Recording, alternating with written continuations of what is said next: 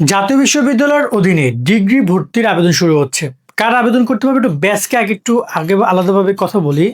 যারা HSC 23, HSC 24, HSC 25, এইচএসসির কথাটা বলে আশা করি বুঝতে পারছি। কারণ অনেক শিক্ষার্থী আইসা বলবা যে ভাই আমরা আবেদন করতে পারবো কিনা, আমি একটু যোগ্যতা নিয়ে পরে কথা বলবো, দেখিয়ে দিব, তারপর আলাদাভাবে স্টুডেন্টদেরকে বুঝিয়ে দিলাম। আবেদন শুরু হচ্ছে 16 আগস্ট থেকে, শেষ হবে 15 সেপ্টেম্বর। আমরা ডিটেলস নিয়ে আলোচনা করব। ডিগ্রি ভর্তিতে কোনো ভর্তি পরীক্ষা হয় না, তাই ডিদার্সে অ্যাপ্লাই করো, চান্স পেয়ে যাও, ভর্তি হয়ে যাও। আমরা অ্যাপ্লিকেশন অনলাইন আবেদন কীভাবে করবো তা দেখিয়ে দিব আমাদের এই চ্যানেল এবং ফেসবুক পেজে। আমি যদি বিস্তারিত জানতে চাই আবেদনের একদম বেসিক্যালি, এটা তো ডেট গেল। আবেদনের ওয়েবসাইট হচ্ছে এইটা। এই ওয়েবসাইটে এসে আবেদন করতে হবে। এই যে অ্যাপ্লাই নাও বাটন চলে আসছে। ডিগ্রি পাস, অনেকে আবার কনফিউজ হয়, ডিগ্রি প্রাইভেট অনেক প্রকার কোর্স আছে, বাট এটা হচ্ছে ডিগ্রি পাস, মানে নিয়মিত ডিগ্রি যেটাকে বলা হয়। ওকে, সো এই হচ্ছে পুরো বিষয়টা। এবার আমরা একটু কথা বলি যে সার্কুলার নিয়ে। আসলে এখানে ওয়েবসাইটে অনেক প্রবলেম করতে, যদি আমি এই যে এখানে গাইডলাইনটা দেখাতে পারতাম তাহলে খুব ভালো হতো, এখানে সাবজেক্টগুলো দেখানো যাইতো, বাট রাইট নাও তো ওটা পসিবল হইতেছে না। আমি যদি এইখানে প্রথম প্যারাটা দেখি, প্রথম প্যারায় 2-3 ইম্পর্টেন্ট ইনফরমেশন আছে। তো এখানে আমরা যে প্রথম দেখলাম যে 16 আগস্ট থেকে 15 সেপ্টেম্বর অ্যাপ্লাই, আর এখানে আবেদন ফি হচ্ছে 1000 টাকা। এই 1000 টাকা নিয়ে অনেক শিক্ষার্থী কনফিউজ, তারা একটু খেয়াল করে দেখো যে কলেজ কর্তৃপক্ষ নির্ধারিত মোবাইল ব্যাংকিংয়ের মাধ্যমে পাঠাইতে হবে, অর্থাৎ আমরা যে কলেজে অ্যাপ্লাই করব সেই কলেজে গিয়ে টাকাটা জমা দিতে হবে। ক্লিয়ার? যে কলেজে আবেদন করব সেই কলেজে গিয়ে টাকা জমা দিতে হবে, এবং এটা 16 সেপ্টেম্বর পর্যন্ত এটা টাকা জমা দেওয়া যাবে। এবং এই আমাদের যারা কার্যক্রম সম্পন্ন করে ক্লাস ভর্তি শুরু হবে আগামী 5 অক্টোবর, অর্থাৎ এদের প্রথম ধাপে রেজাল্টের পরে কলেজ ভর্তি শুরু হয়ে যাবে, কলেজে ক্লাস শুরু হয়ে যাবে। আর এখানে আবেদন কার্যক্রম শিক্ষার্থীদের এসএসসি এইচএসসি পরীক্ষার ফলাফলের ভিত্তিতে আলাদাভাবে কোর্স ভিত্তিক মেধা তালিকা প্রণয়ন করা হবে।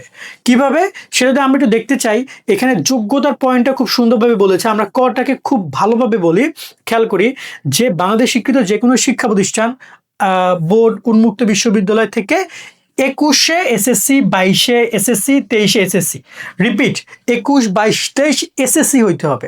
অনেকে দেখে যে 20-এ 19-এ করেছো, পারবা না। এসএসসি যদি 20-19-এ হয়, ওকে, দেন এসএসসি সমান পরীক্ষা এবং 23, 24, 25, যেটা আমি ভিডিওর শুরুতে বলছিলাম, এইচএসসি শিক্ষার্থীরা এখানে আবেদন করতে পারবে। তার মানে আমরা তো একদম একুরেটলি কথা বলি, থার্ড টাইম অ্যালাউ করছে, থার্ড টাইম পর্যন্ত ডিগ্রিতে। আর এখানে তো আমরা কথা বলি যে কারিগরি নিয়ে এখানে কথা বলেছে, আর 2021-22 ও লেভেল এখানে ইংলিশ ভার্সন নিয়ে কথা বলেছে। ওকে, আমরা এটা স্কিপ করি, খুব জরুরি কিছু না। আরেকটা ব্যাপার হচ্ছে যে শিক্ষার্থীদের যোগ্যতা নিয়ে কিন্তু এখানে মানে পয়েন্টের যে যোগ্যতা সেটা কিন্তু তুলে দিয়েছে। তার একটা কারণ হচ্ছে জাতীয় বিশ্ববিদ্যালয়ে যেহেতু অনার্সে ভর্তি পরীক্ষা নিচ্ছে, ওখানে একটা যোগ্যতা রেখেছে, তাই এখানে কোনো প্রকার যোগ্যতার মানদণ্ড রাখে নাই যে 2 পয়েন্ট হলে অ্যাপ্লাই করা যাবে বা 3 পয়েন্ট হলে, এরকম কিছুই রাখে নাই।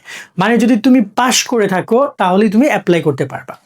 ওকে, এরপরে যদি এখানে আমরা সময়সূচিটা দেখি, এতক্ষণ আমরা যে বিষয়গুলো এখানে পড়ছিলাম সেটা এখানে চার্ট আকারে উপস্থাপন করেছে। একবার ক্লিয়ার করে দেই যে অনলাইন আবেদন করা যাবে 16 তারিখ থেকে, আমরা কালকে ভিডিও তোমাদেরকে দিয়ে দিব 15 তারিখ পর্যন্ত। আর আবেদন ফি হচ্ছে 1000 টাকা, যেটা প্রাথমিক ভর্তির। আবারও রিপিট করছি, খুব মনোযোগ দিয়ে শোনো, যে প্রাথমিক আবেদন ফর্ম সহ, এই যে সহ কথাটা লিখে দিয়েছে, যে আবেদন ফি 1000 টাকা সংশ্লিষ্ট কলেজে জমা দেওয়া যাবে 17 তারিখ থেকে 16 তারিখ পর্যন্ত। ঠিক আছে? তার মানে কি দাঁড়াচ্ছে যে কলেজ কর্তৃপক্ষ তাদের মোবাইল ব্যাংকিং এর মাধ্যমে বা সরাসরি জমা নেবে, কলেজ যেভাবে জমা নেয়, ম্যাক্সিমাম কলেজ সরাসরি জমা নেয়, কেউ কলেজ আছে মোবাইলে জমা নেয়, দিলে না হয় জমা।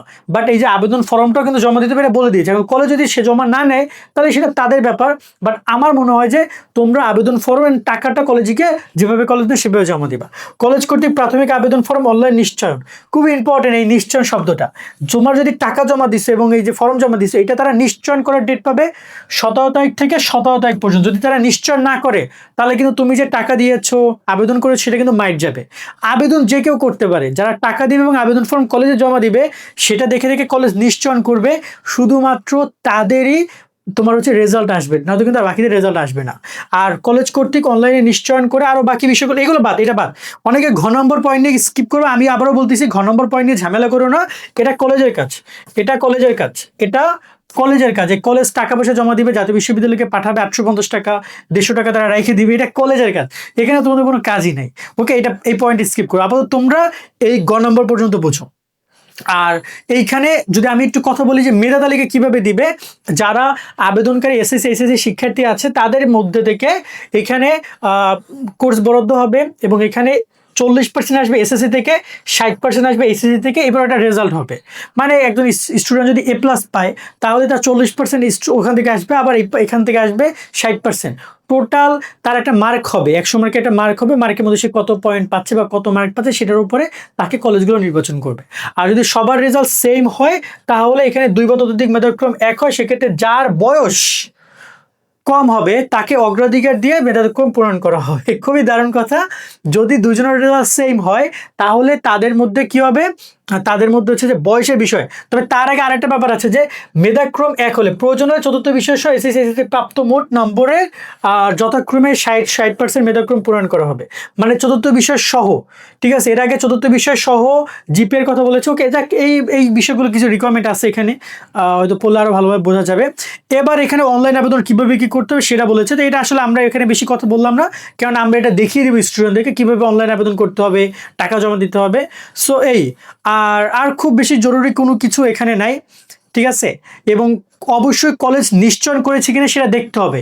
এই যে এখানে এই কথাটা কিন্তু খুব, লাইনটা খুব ইম্পর্টেন্ট, যে উল্লেখ্য যে কলেজ কর্তৃক প্রাথমিক আবেদন ফর্ম অনলাইনে নিশ্চয়ন করা না হলে ওই ওই আবেদনকারী মানে তোমাদেরকে মেধা তালিকা অন্তর্ভুক্ত করা হবে না। তাই কলেজ নিশ্চয়ন করেছে কিনা এটা ভালোভাবে চেক করতে হবে। এটা কীভাবে চেক করবা আমরা তোমাদেরকে দেখিয়ে দিব।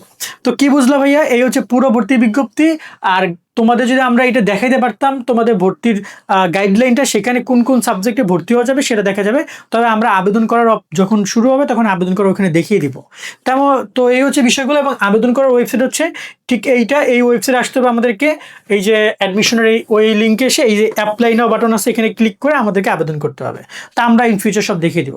সকলে অনেক ভালো থাকবে। আল্লাহ হাফেজ।